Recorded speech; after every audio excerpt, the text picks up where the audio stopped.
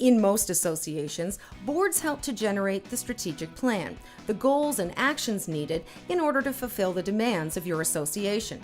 But should all of the responsibility lie with the board in creating your association's vision?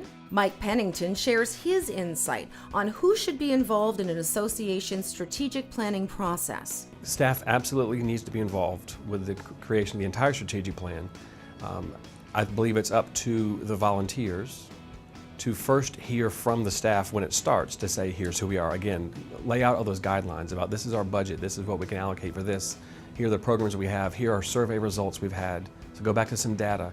Here's what the members have said they like, here's what the members have said they do not like. And use all of that data to start your discussion, and then you can start putting together your plans that you want to do for the next 3 or 5 years. Although Pennington is adamant that staff should play a major role in the strategic planning process, he also believes there's a time when they need to take a back seat. I believe it's very important for staff to not get in the way of brainstorming sessions or any type of creative discussion like that.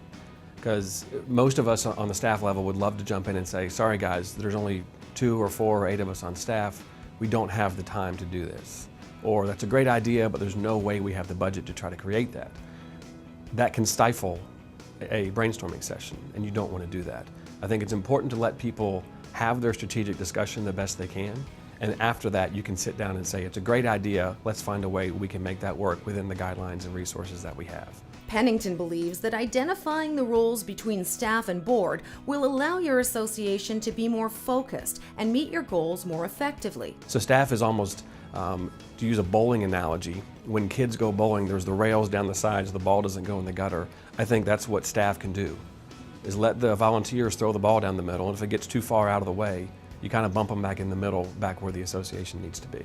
It's important for staff to be involved in the strategic planning process, as they're often the ones fulfilling the goals towards the strategic plan. Staff have the knowledge of your resources and guidelines, and communicating this to the board will allow for realistic strategic discussions in determining your association's goals and objectives. Never miss an episode of GSAE TV. Click subscribe today.